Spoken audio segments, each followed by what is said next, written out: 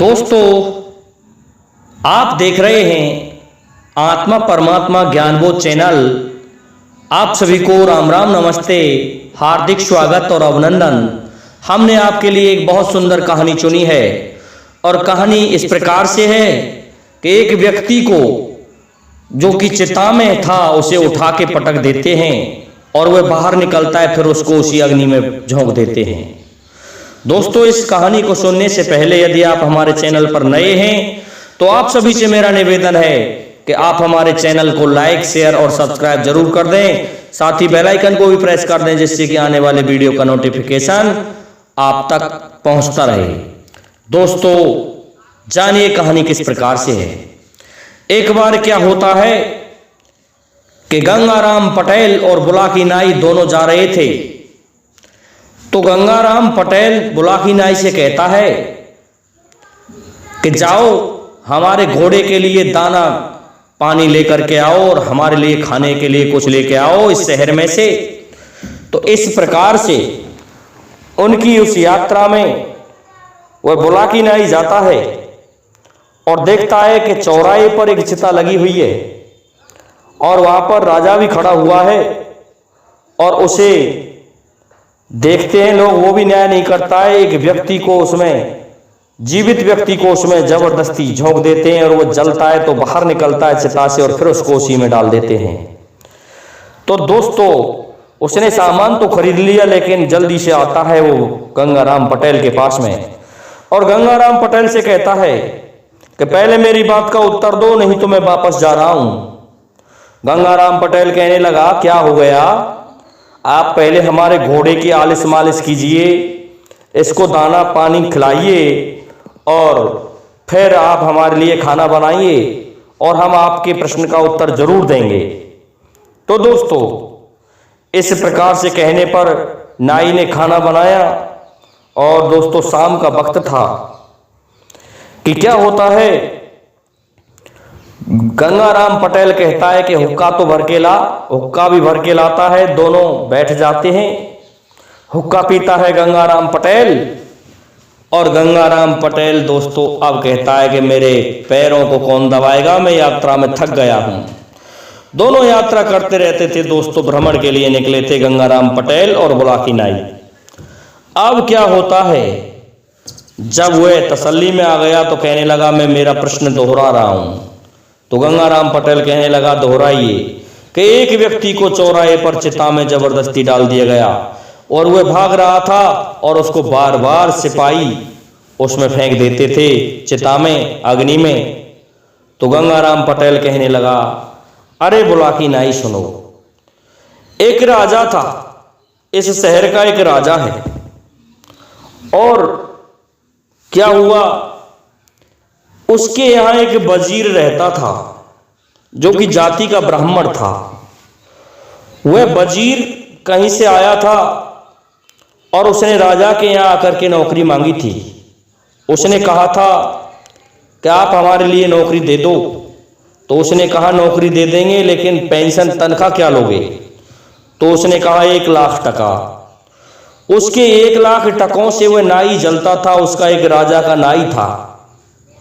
तो क्या होता है, बुलाकी नाई वह नौकरी पर लग जाता है और उसको साल 6 महीने हो गए कि उसको आदेश दिया जाता है कि जाओ और तुम ये काम करके लाओ कि हमारे लिए टंटा भरवा के लाओ। तो गाड़ियों में वह टंटा भरवा लाता है। तो उसने कहा राजा से, राजा इस तरह का काम आप मुझे नहीं दोगे, मुझे आप ऐसा कार्य दीजिए जिसको कोई नहीं कर सके, उसे मैं करूंगा। तो दोस्तों, इसी कारण से वह 1 लाख टका लेने वाला लखटकिया था। अब नाई प्रत्येक दिन देखता था कि हर माह पर ये 1 लाख टका ले जाता है, इसे किस प्रकार से भगाया जाए राजा के यहां से। तो नाई ने एक बहाना बनाया। नाई राजा के पास आता है और कहता है कि महाराज, मैं आपके रनवास में आज गया तो वहां कोई खुशबू सुगंध नहीं थी। आपकी रानियां और बिना खुशबू के तेल के, इसलिए आपसे मैं कहता हूं कि आप केसर चमेली का तेल आप मंगाइए आपकी रानियों के लिए। वह कहता है राजा ये कौन सा तेल होता है कि ये तेल होता है और आप जिसको 1,00,000 टका दे रहे हैं आप उसे ये काम दीजिए। तो 1,00,000 टका वाले उस लखटकिया वजीर को बुला लिया जाता है और उससे कहती है कि जाओ हमारे लिए केसर चमेली का तेल लेकर के आओ। तो राजा से वो लखटकिया कहता है ये कौन सा तेल है कि कोई भी तेल है, मुझे 7 दिन में चाहिए, नहीं तो तुझे सूली पर चढ़वा दूंगा, तू 1,00,000 टके ले रहा है। दोस्तों वेतन बहुत बड़ा था। अब तो वह सोचता है वजीर कि ये मैं किसने अटका दिया, राजा का मूड इतना किसने भर दिया। तो दोस्तों अब वह जाता है केसर चमेली का तेल लेने। तो दोस्तों उस तेल को तो केसर चमेली नाम की अप्सरा थी उसके पास रहता था। वह जा रहा था तो पहुंच जाता है दोस्तों धरकूंच धरमंजिल करता हुआ घोड़े पर सवार था एक जंगल में। वहां पर दोस्तों स्वर्ग से कुछ अप्सराएं एक तालाब में स्नान किया करने आया करती थीं और वो रात्रि के 12 बजे स्नान करती थीं। तो उसी समय वह रात्रि में ही उस जंगल में पहुंचा था। उसने देखा कि वहां पर अप्सराएं नाच रही हैं, स्नान कर रही हैं और स्नान करके वो कह रही हैं कि केसर चमेली का तेल लाओ, हम इसको लगाएंगे जिससे खुशबू तो आएगी। और वो केसर चमेली का तेल लगा रही थी क्योंकि दोस्तों केसर चमेली का वृक्ष स्वर्ग में पैदा होता है। उस खुशबू को वो भी सूंघ रहा था। वह कहने लगा कि ये तो किसी ने मेरी चुगली बहुत बड़ी की है, इनसे किस तरह से मैं केसर चमेली लूं। क्या होता है दोस्तों, वह वजीर वहां पहुंचता है लेकिन उसे देख करके वो अप्सराएं गायब हो जाती हैं, अपने लोक में चली जाती हैं और कहने लगी कि अब हम यहाँ नहीं आएंगे। यहां पर तो पता नहीं इंसान आने लग गए। बेचारा आगे जंगल में बढ़ जाता है और देखता है कि अब वो आती ही नहीं है। कई दिन हो गए हैं और रुकते रुकते तो उस जंगल में आगे गया तो उस जगह पर क्या देखता है, एक महात्मा तपस्या कर रहा था। उस महात्मा ने कहा कि बच्चे यहाँ तुझे शेर बगैर खा जाएंगे, तू यहाँ मत ठहर, भाग जा। वह कहने लगा बाबा मैं तो यहीं मरने आया हूं, मैं नहीं जा सकता। अब तो वो दोस्तों उस जगह पर ठहर जाता है तो साधु कहता है कि ऐसा है तू हमारे पास ये रस्सी और सोटे हैं, इन रस्सी सोटियों को लेकर के जा और इस शहर में जो यहाँ का कोतवाल है उससे कह देना या तो तू हमारे लिए हमारे महात्मा के लिए लकड़ियों का इंतजाम कर दे, नहीं तो ये कह देना बांधे रस्सी लागे सोटा। दोस्तों वो जाता है और इसी तरह से कह देता है तो रस्सी बांध लेती है अपने आप उस कोतवाल को और बांध करके महात्मा के पास में ले आती है। अब कहता है महात्मा के हमारे लिए लकड़ियों की व्यवस्था करेगा कि नहीं करेगा, हर एक महीने हमको चाहिए। वह कहने लगा बाबा राजा ने मना जो कर दिया है मैं तुम्हारे लिए नहीं ला सकता। तो महात्मा आदेश देता है कि सोटे से कहो कि बांधे रस्सी लागे सोटा, तो यही कह दिया तो उसमें सोटे पड़ रहे हैं अपने आप। वो बेचारा पुकारने लगा और कहने लगा कि भाई मेरी खाल मत उधरवाइए, मैं तुम्हारे लिए लकड़ी तपस्या के लिए अभी डलवा देता हूं। तो उस कोतवाल ने उस महात्मा के लिए लकड़ियों की व्यवस्था की। इस प्रकार से उसने उन लकड़ी और उस रस्सी और सोटे के लिए उसका मन लालायित होने लगा। तो उसने क्या किया दोस्तों, उस रस्सी सोटे को रात में उठा के चल दिया। महात्मा तपस्या करने लग गया। अब तो महात्मा ने कहा कि ऐसे नहीं ले जा सकता, तो फिर वो वापस आ जाता है। अब वो सोचने लगा क्यों ना मैं इस महात्मा को रस्सी से बंधवा के पिटवा दूं। तो रस्सी सोटों से कहने लगा वे वजीर कि रस्सी सोटाओ, अब तुम मेरे हाथ में इसलिए मेरा कहा कहना मानेंगे। अब तुम ऐसा करो कि रस्सी इस महात्मा को बांध लो। तो उस महात्मा को रस्सी बांध लेती है और सोटे से हुक्म दे देता है कि लागे सोटा। तो दोस्तों सोटा लगते हैं। महात्मा कहने लगा भाई तू ही ले जा इनको। वह कहने लगा कि मैं नहीं ले जा सकता, मुझे केसर चमेली का तेल चाहिए। तो वह महात्मा कहने लगा केसर चमेली का तेल तो स्वर्ग में मिलता है, अप्सराएं लगाती हैं, ये कहां से मिलेगा। उसने कहा कि मेरा गुरु तपस्या कर रहा है, तू उसके पास चला जा, यहां से कुछ एक दूरी पर है, 10-20 कोस दूर चला जा। तो रस्सी सोटों को साथ में ले जाता है वह वजीर और पहुंच जाता है उस महात्मा के पास में। महात्मा उसे ललकारता है, मना करता है, लेकिन दोस्तों अब वह कहता है कि माँ बाबा मैं तो यहीं रुकूंगा। तो उस महात्मा के पास में क्या देखता है कि एक बड़ी अजनबी चीज इस तरह की थी, कढ़ाई थी। उस कढ़ाई से वो कह दे कि जाओ हमारे लिए 3600 प्रकार के भोजन बना दो, तो उस कढ़ाई में 3600 प्रकार के भोजन बन जाया करते थे अपने आप ही, और पकवान बहुत अच्छे, खाने में स्वादिष्ट। उसने कहा क्यों ना इस कढ़ाई को ले लूं। दोस्तों छोटी सी कढ़ाई थी, ज्यादा वजन भी नहीं था, 2-4 किलो ही था। तो उस महात्मा से कहने लगा बाबा मुझे भूख लगी है। तो वह कहने लगा मैं कह नहीं रहा था क्या, पर जा इस कढ़ाई को लेके आ, इसको इस पर रख और कह दे इससे कि 7 बार परिक्रमा लगा के कि हमारे लिए 3600 प्रकार के भोजन आ जाने चाहिए। तो दोस्तों ऐसे ही कह दिया कि 3600 प्रकार के भोजन आ गए। अब तो उसके मन में उसकी भी बेईमानी आ गई।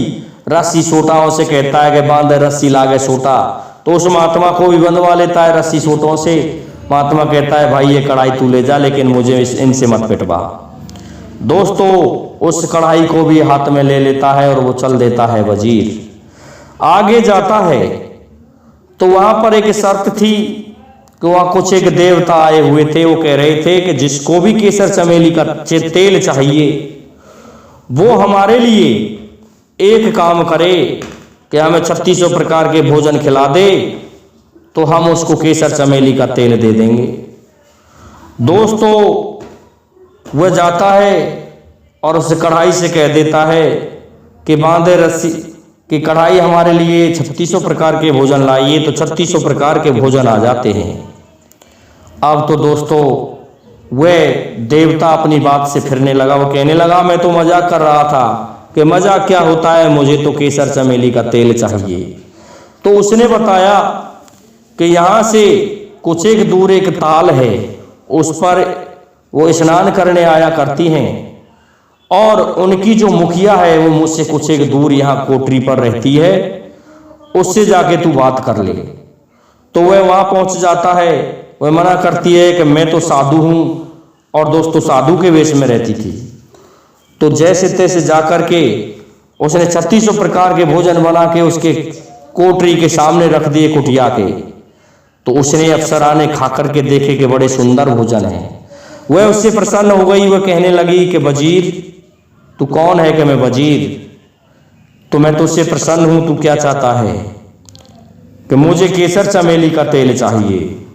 तो दोस्तों केसर चमेली का तेल के लिए वो भी मना करती है, लेकिन कहती है कि ठीक है तू नहीं मान रहा है तो अब ऐसा कर, यहां से कुछ एक दूर ताल पर अप्सराएं स्नान करने आया करती हैं, और मैं भी उनके साथ ठीक रात्रि के 12 बजे आती हूं।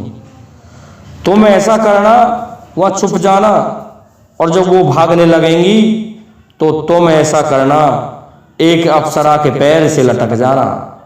हम कह देंगे इसको छोड़, तू वचन ले लेना कि मैं नहीं छोड़ सकता। तो दोस्तों इस प्रकार से वह उपाय बता देती है, और वह जाकर के छुप जाता है। अप्सराएं उस तालाब में स्नान करती हैं, लेकिन दोस्तों उसको तो एक पहले ही अक्ल सूझ आई कि ये पैर कहाँ पकड़ने देंगी, इनके वस्त्र क्यों नहीं उठा लूं। तो दोस्तों उसने उनके वस्त्र उठा लिए। वो निर्वस्त्र होकर के स्नान किया करती थी। अब तो वो कपड़ों के लिए गिड़गिड़ाने लगी, पुकारने लगी और कहने लगी कि आज के बाद हम नहीं आएंगे और तू हमें छोड़ दे। तो उसने एक अप्सरा का पैर भी पकड़ लिया, लेकिन दोस्तों वह कहने लगी मुझे क्यों लज्जित करता है, तुझे जो चाहिए तू मांग ले। वह कहने लगा मैं मांग तो लूंगा पर आप दे दोगी? कहा मैं दे दूंगी, पर पहले तू हमारे वस्त्र दे दे। लेकिन दोस्तों वो वस्त्र नहीं देता है, उनसे वचन ले लेता है और कहता है कि हम बहुत दूर से आए हुए मुसाफिर हैं, वजीर हैं, आप हमारे लिए केसर चमेली का तेल दे दो। और वो कहता है कि तुम एक बार ही दोगी केसर चमेली का तेल, हो सकता है मुझे ना जाने कितना चाहिए, तो तुम वचन दो, मैं चाहूंगा जब तुम मेरे पास आओगी या नहीं। तो वे दोस्तों एक मणि और दे देती हैं कि तू जैसे ही इसको सूर्य के समक्ष करके कहेगा कि अप्सराएं प्रकट हो जाओ तो हम आ जाएंगे। और दोस्तों उसके लिए 7 फूल हाथ में दे जाती हैं और कहती हैं कि इन फूलों को तू मसल देना और 1 ड्राम भर जाएगा और इसमें से खुशबू ही खुशबू आएगी। तो अप्सराएं फूल दे जाती हैं और वो आ जाता है राजा के दरबार में। राजा से कहता है कि मैं आ गया। राजा कहता है कि तेल कहाँ है? कि ऐसा है राजा, मेरे पास तेल नहीं है, मेरे पास में ये केसर चमेली के फूल हैं। तू तेरा कोई ड्राम या पीपा जो भी तो तेरे पास जितनी बड़ी वस्तु है वह मंगा, अभी तेल से भर जाएगा आपका वह। दोस्तों ऐसा ही होता है। और वो क्या करता है कि उस फूल को एक को निचोड़ देता है तो उससे वह पात्र भर जाता है। पात्र भर जाता है तो देखते हैं कि खुशबू ही खुशबू उसमें से। अब तो राजा प्रसन्न हो गया, लेकिन नाई के मन में वही बात थी। नाई कहने लगा कि ना जाने क्या किया जाए इसके लिए, 1 लाख रुपए लेता है, अब इससे किस प्रकार से बचा जाए। अब तो दोस्तों वह कहने लगा कि महाराज मैं देख रहा हूं कि आपके पुरखे जो पूर्वज हैं वो स्वर्ग में दुख पा रहे हैं या सुख पा रहे हैं, इस बात का पता कैसे चले। इसलिए तुम ऐसा करो, इसके लिए एक हुक्म दो कि ये तुम्हारे पुरखों की सूचना लेकर आए कि वो स्वर्ग में किस प्रकार से रहते हैं। अब तो आदेश दे दिया जाता है कि हमारे पूर्वजों की, और वो लेकर आओ आप खुशखबरी। वह कहता है, वो समझ गया कि ये नाई मेरा टंटा तोड़ना चाहता है। ठीक है, तो उसने कहा महाराज वह तो मैं कहूँगा जिस तरह से जाया जा सकता है। तो उसने कहा ठीक है, बताओ कि आप यहाँ चिता चिन्ह दो और मुझे उस पर बैठा दो और मैं जाऊँगा आपके पुरखों के पास उस चिता के माध्यम से। दोस्तों उसने अप्सराओं से वचन ले लिया था कि कोई भी तेरे पर दिक्कत आए तो हम तुझे उठा ले जाएंगे उस जगह से। तो दोस्तों वहां पर कंडेयों की बहुत बड़ी चिता बनवा दी गई और उस पर बैठ जाता है वह वजीर, और आग लगा दी गई। तो आग लगा दी गई। अब तो आग जलने लगी तो उसने उस मणि को सूर्य के समक्ष किया और वह अप्सराएं प्रकट हो गई। अप्सराओं से कहता है कि मुझे बचाओ, यहाँ से उठा ले जाओ।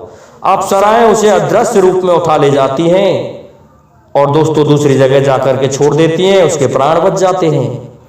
अब तो 1 सप्ताह बाद आया, नाई सोचने लगा कि अब तो इसमें जल गया, वह रहाई कहाँ है। लेकिन उसको तो छूमंतर की तरह उठाकर ले गई थी अप्सरा, अदृश्य कर दिया था उसे। अब वह आ जाता है 1 सप्ताह बाद राजा की सभा में और कहता है कि महाराज मैं आ गया। तो नाई आश्चर्य करता है, ये तो भूत है महाराज, कहीं जीवित होकर इस तरह से आ सकते हैं, तो जला दिया गया था।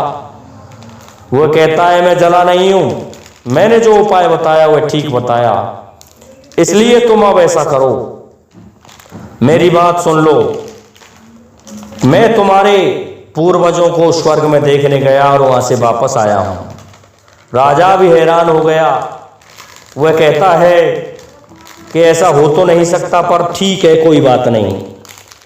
तो दोस्तों इस प्रकार से अगली बात रखता है वह कि महाराज पूर्वज सुख से रहते हैं, लेकिन उनको एक बात का दुख है कि उनकी दाढ़ी बढ़ी हुई है, इसलिए कोई नाई आप भेज दें तो बहुत अच्छा करें उनकी दाढ़ी को बनाने के लिए। राजा कहता है कि हमारे पास ये नाई रहता है, हम तो इसी को भेजेंगे। तो दोस्तों अब उस नाई को भेजने की तैयारी हो रही थी। नाई कह रहा था मैं कैसे जाऊंगा। तो दोस्तों अब नाई किस प्रकार से जाएगा उन पूर्वजों की खबर लेने, दाढ़ी बनाने के लिए, ये भाग हम आपको 2 में सुनाएंगे। और किस प्रकार से क्या होगा आगे, ये एपिसोड 2 में आपको सुनने को मिलेगा। दोस्तों आपको हमारी वीडियो अच्छी लगी हुई होगी, इसलिए आपसे मेरा निवेदन है कि आप हमारे चैनल को और इस वीडियो को लाइक शेयर सब्सक्राइब कर दें, साथ ही बेल आइकन को भी प्रेस कर दें, जिससे कि आने वाले वीडियो का नोटिफिकेशन आपको मिलता रहे। दोस्तों जय हिंद, जय भारत, जय जय श्री राधे, जय जय श्री राम।